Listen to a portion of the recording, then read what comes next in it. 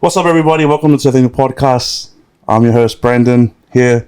Yes, New Zealand's number one podcast. Just joking.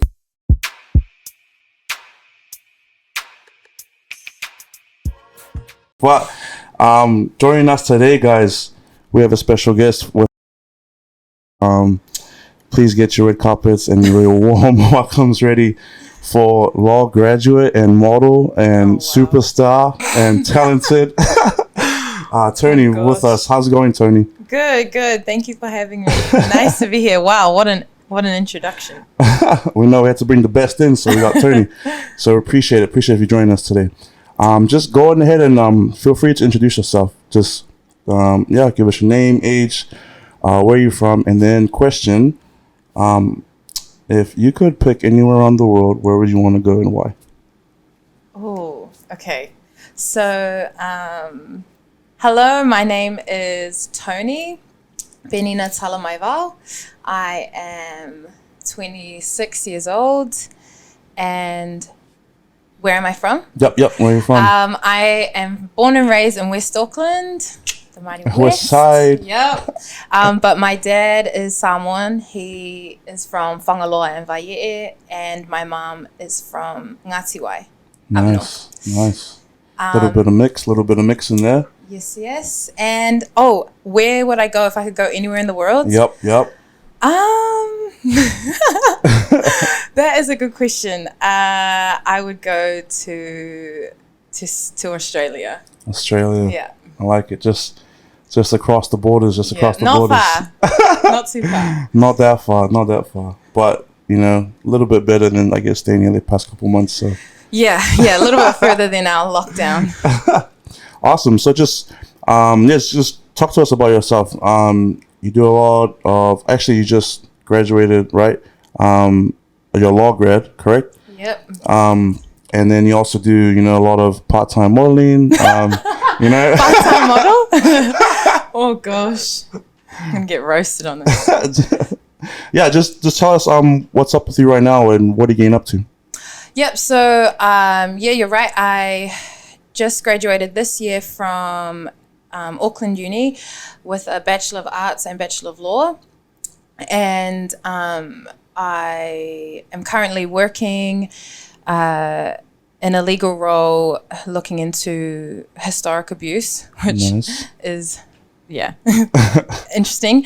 But no, it's really good. And my arts degree majored in media studies, and have done a little bit of modeling. I wouldn't call myself a model. I just have done some jobs before. Just a little jobs here. Just a little like side thing, maybe.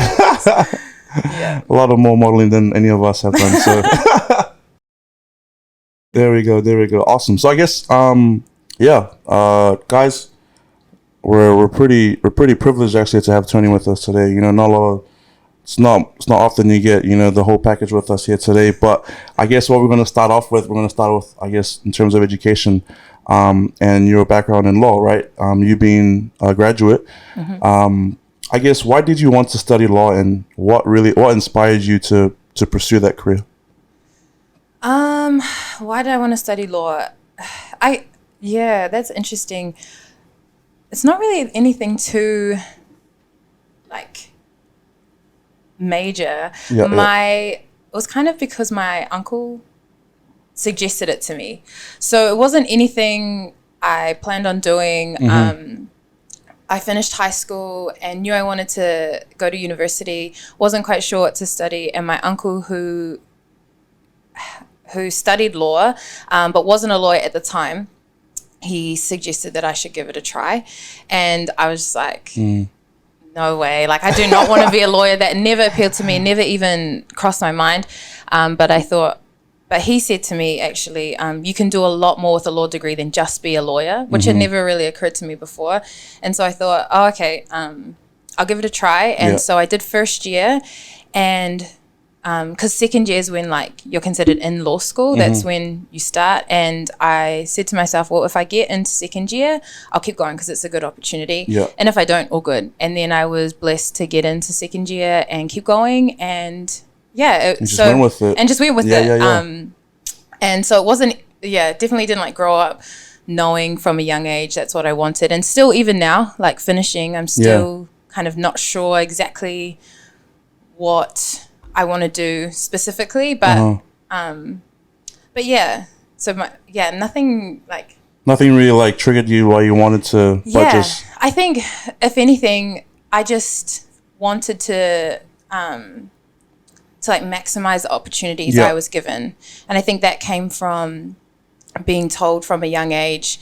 I mean, my story is not anything unique. I know there are lots of other Pacific people who feel the same way, but my dad always told us that how my grandparents came here from Samoa and, you know, came with nothing and sacrificed a lot. And so I always felt very, it was always very important to me to maximize any opportunity that I got because people had sacrificed before me.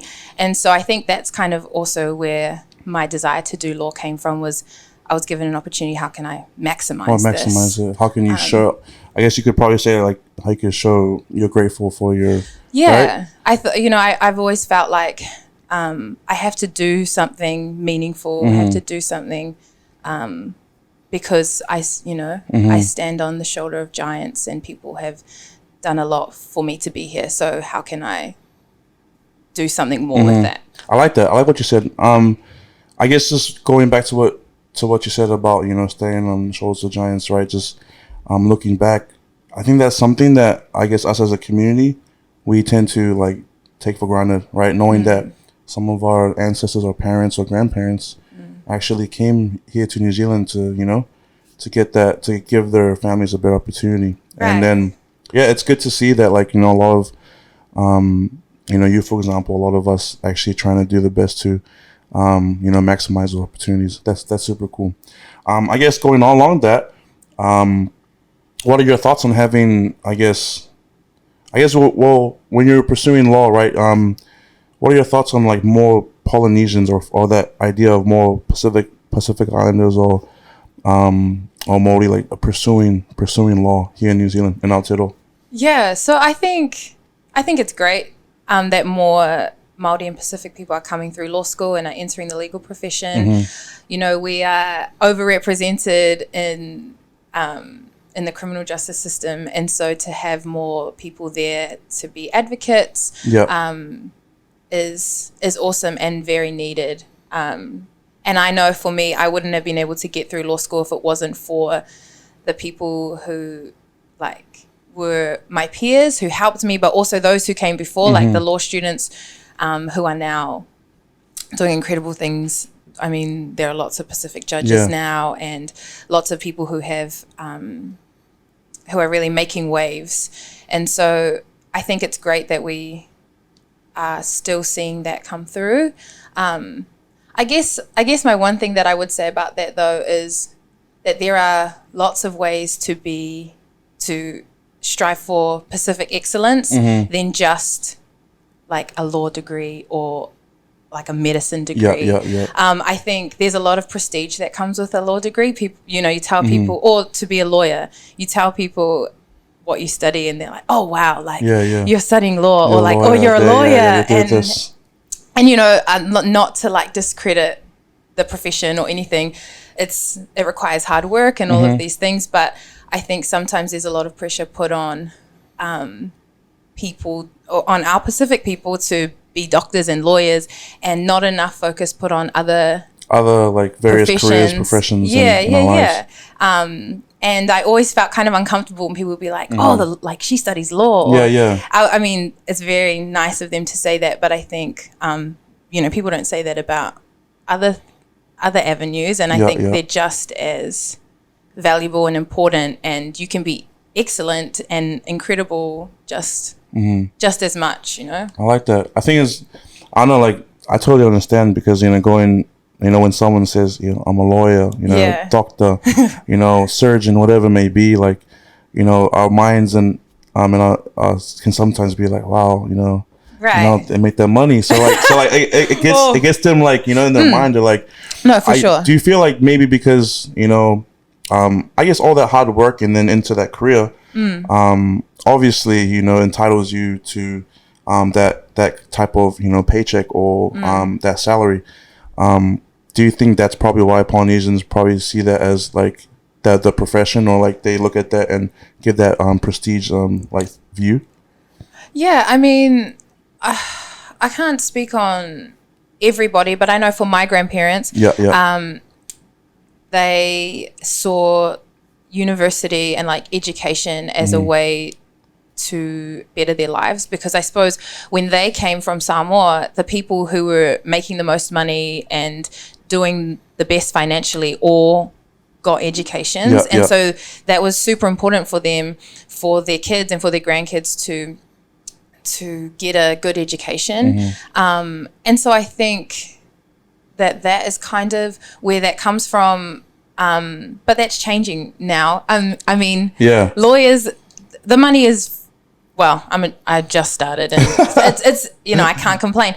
There are lots of other professions, like trades. Yeah, you can make a lot of. If we're just talking about like money, 100%. You can make a lot of money in trades and sciences. So there's like so much more. And I mean, I can't speak much on medicine, but I know that I think if you work out how much they get paid hourly because they work so hard, it's actually not as much. So I think. If we're just talking about money, there are lots of other professions that I like that. Make lots of money. I guess we just need to broaden our horizons, right? Just think about other avenues. Yeah. That's super cool. I guess, speaking of our people, right? We have a lot of talents to share. Yes, and we are very talented. We can like what you mentioned, right? In terms of, I guess, financially wise, like there's a lot of people that make good money in trades, whether it be construction itself, or whether it be those other professions. But we're talented people.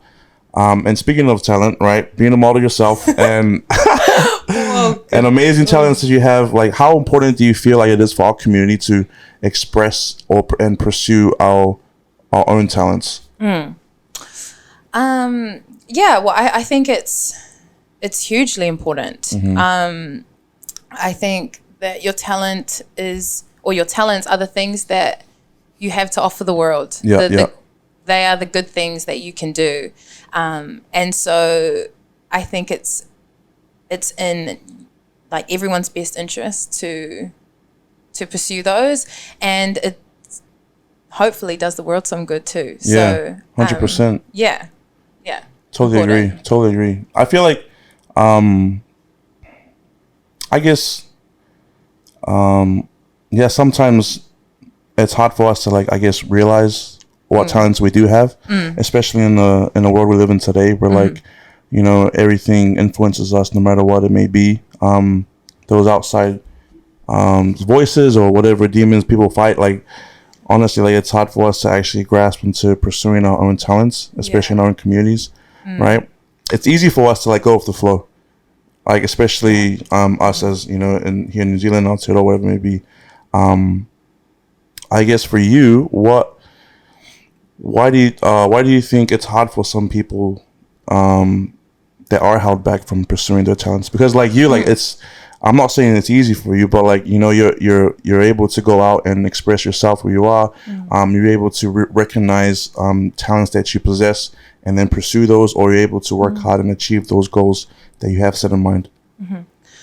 Man, while you're talking, the thing that I was thinking about was like, at least in our Pacific culture, and maybe you can correct me if you think I'm wrong, but like there's this like mocking culture, which like everyone loves a good joke, but I think part of that comes from you don't want to like stand out too much. You don't want to put yourself out there because you might get you might fail and you might get mocked. At least for me, that was always like, I was always very self-conscious. Like I didn't want to do anything too crazy because if I fail, then like everyone's going to laugh at me. Don't get backlash.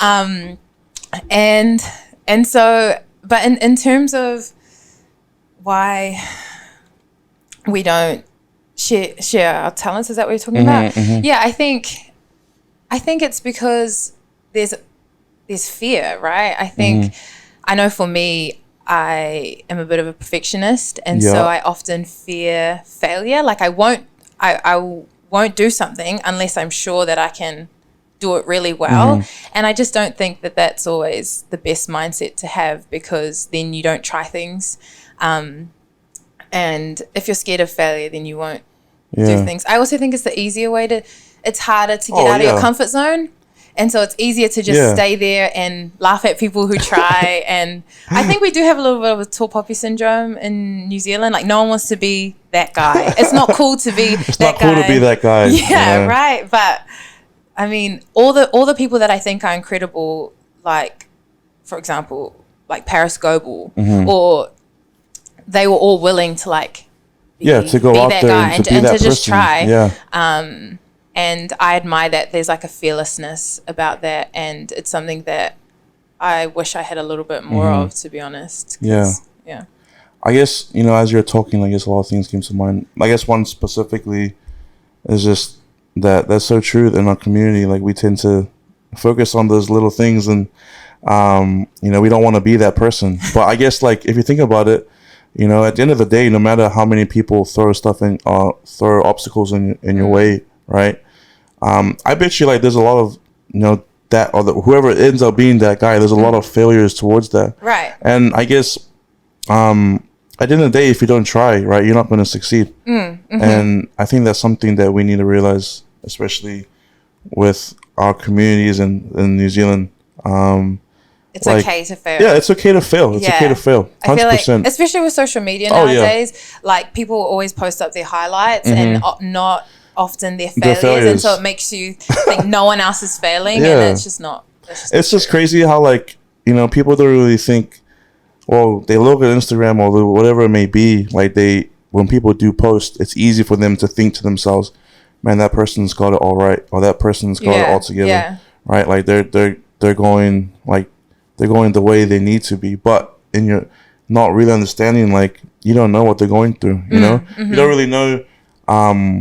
The other setbacks or stuff behind the scenes. So it's like, it's easy to compare ourselves through social media.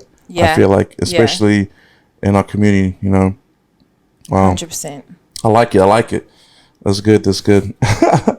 I guess, speaking of culture, do you believe culture has a huge impact on our own careers in New Zealand?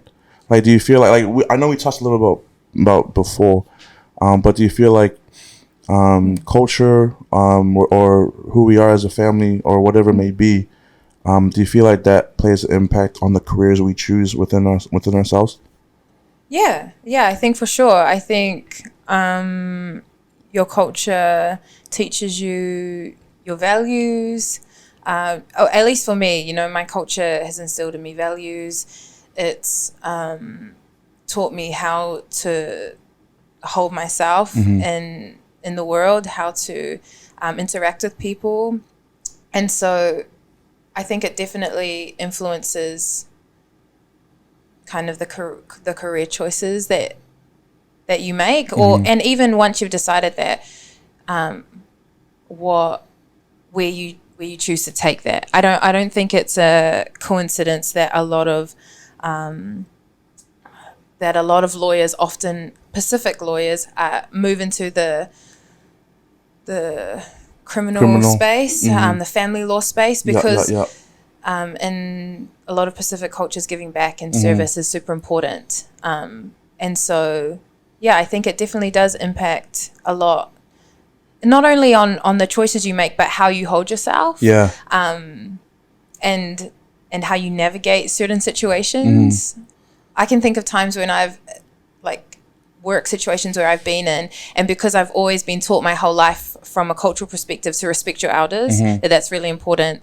It's been hard for me to communicate certain things to people who are higher up than me. And I've had friends who are the same level as me and have no problem whatsoever like telling the boss what's up, right? But I can't do that. It's very hard for me to do that, because my culture has taught me that, you respect your elders. And it's been interesting to learn how to, bring your whole self to work, while also getting out of your comfort zone and not being afraid to do hard things, or to learn different ways. Just that balance, just trying to balance. Yeah. I guess trying to figure out the balance between I guess your cultural side and with work, you know, trying to find that balance, that sweet spot.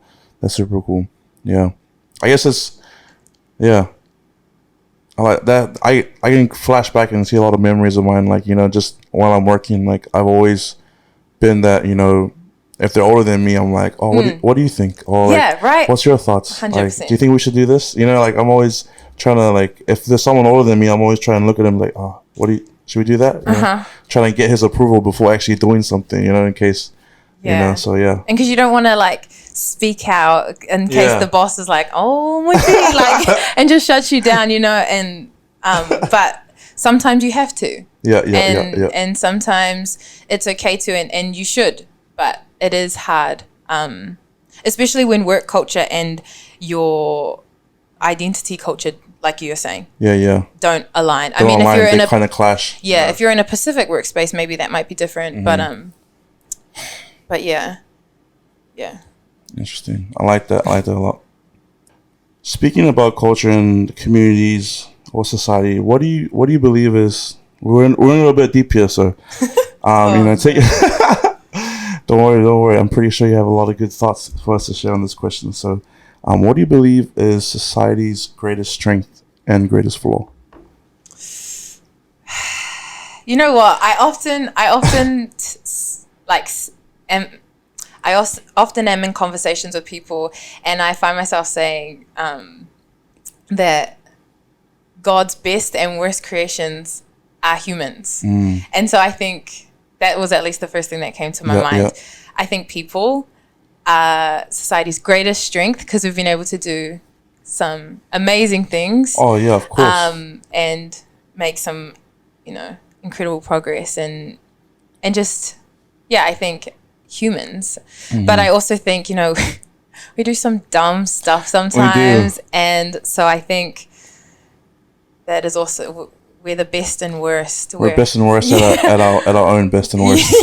Yeah. We're best and worst at our own best and worst. I like that. I think when we're at our peak, we do great things. And when we're greedy and prideful, we do really horrible things and dumb things. So totally 100% agree with you on that one. People. And it reminds me of that Māori whakatauki that talks about like what's most important. Yeah. It's people. So I mean, that's also, I guess, you know, the most important people, I guess, are the most important part of the world, I guess, is ourselves, right? Is the people here that's living, actually living here. And know? I think, like perhaps to go a little bit on with that, society's greatest flaw is when people are greedy and selfish and just worry about themselves. Yeah. But sorry, it's not like super deep. No. Answer, I guess it is deep. We just gotta, you know, just hitting the surface here right now, you know. But I totally agree because, you know, at our best, we do so many amazing things, you know, and no matter what it is, whether it's constructing a building, you know, whether it's gathering people together, where it's helping someone along, like, you know, there's those moments, I guess we live, those moments in society, like those tender mercies, or like you know, those moments, and those are great, you know, real profound, warm moments in our lives. And it's sad to see that sometimes, you know, you're right, like we can do destructive things to ourselves, and that's hard. And the thing is it's only ourselves can do that. Right. You know, it's only us. So it's hard for us to think that way, but I guess it's trying to find that balance again, you know, trying to help us understand the good, you know, the good from bad, and trying to do all that we can to do as much good as we can. Yeah. You're right. It comes down to the individual. You have to decide whether you're going to be a blessing or a burden to the world today. Yeah, that's right. Yeah. That's right. Every day is a blessing, you know. We just gotta learn how to how to not make it a burden. Amen. Awesome. Okay, so I'm moving on to our next question. Speaking about destructive things, or we talked about destructive no, sorry, maybe I'll rephrase that. speaking about, we talked about failure. We touched on it a little bit. Has there ever been a failure in your life that you've been most grateful for? You know what? I've been thinking about this a little bit, and I don't know if this is the answer, like a good answer, so you can tell me. But I think that the greatest failure that I'm most proud of, and this is going to sound really cheesy, so hopefully it doesn't get too churchy, but when I failed to get what I wanted, and what I mean by that is there have been several points in my life where like I really wanted something, right? Whether it be a particular job, whether it be an opportunity, whether it be like a relationship. And I remember, in my prayers saying, please, Heavenly Father, like this is really good. Please, like I really, really want this. And he said, nope, or it didn't work out, or my path kind of went somewhere else, and you go through all the feelings of like disappointment and discouragement and like, oh, what am I going to do? Like failure, embarrassment, all of those things. And like, I look back at each one of those points, and I wouldn't be in the position I am right now had I got what I wanted. And so to answer your question, like what's the greatest failure that I'm most proud of? Just when I failed to get what I want, and then chose to trust that something better would come. And something better has every time, so proud of the choice to just keep going and not stay stuck there, because it's very easy to, when you fail at something to or don't get what you want, or things don't go your way, to just throw your hands up and be like, but I think just grateful for things that have worked out and things that haven't. Life has a good way in showing us what we want, and then we come to understand, later on, what really life is, you know? So like, I had a podcast the other day, and just talking about, sometimes we don't really know we don't really know the blessings until we've passed, and actually look back and understand why, right? And then looking back, like, you don't really realize, like, oh, that's why this has happened, that's why this happened.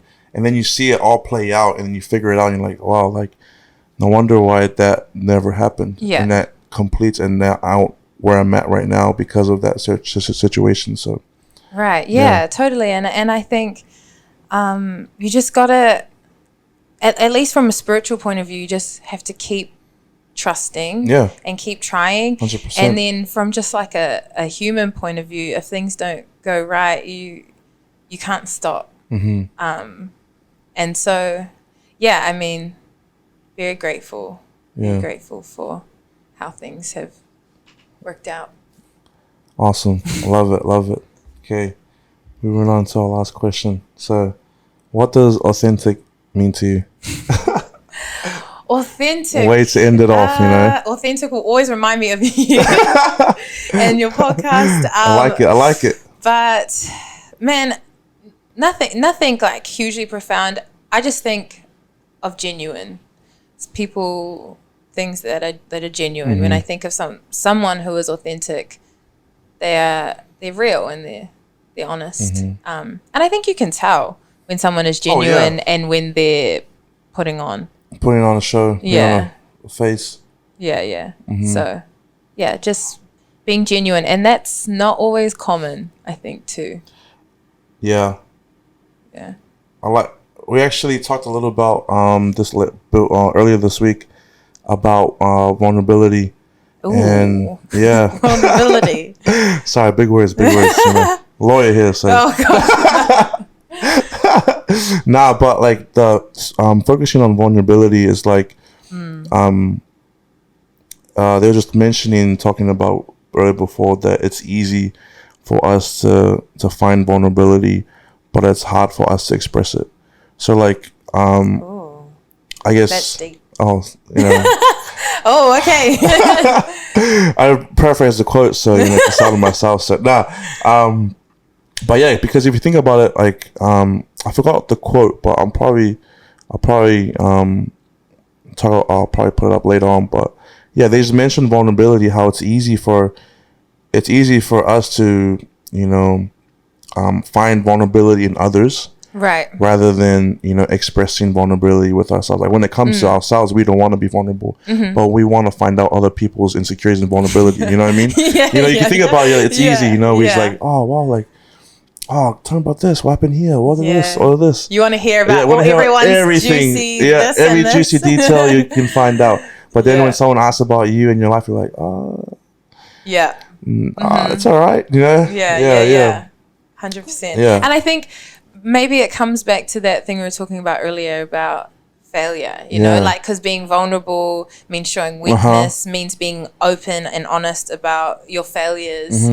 And people don't want to do that. Yeah, but that's the thing though, is like That's the beauty. That's where all the good stuff is. Yeah. It's the beauty. But do you think that vulnerability is a weakness? No. That's what I'm saying. No, You know what I definitely mean? not. Yeah. I actually admire people who can be vulnerable, who like have no problems. Yeah. Like, because I think people, I think that's a strength to just own it, you know?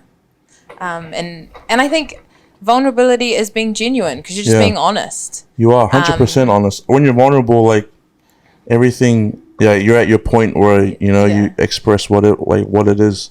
Yeah. You know? And I think there's a difference between being vulnerable and being like because I think some people are just naturally quite quiet people. Yeah. They can still be vulnerable too. They just, vulnerable doesn't necessarily mean like telling everybody. Oh yeah, everything. 100%. Yeah. But I think vulnerable just means you're okay with yourself. I like you're open and honest with yourself about yourself, and you can express it. Yeah, right. And I feel like that's part of, I think, the reason why it's hard for us to be vulnerable is because I feel like we don't really know the words, or I guess we don't really know how to express it. Express vulnerability, you know, because of like what we mentioned before, right? Like, you know, when failure or whatever might come, like it's that kind of, I believe it contributes to us, you know, wanting to express vulnerability.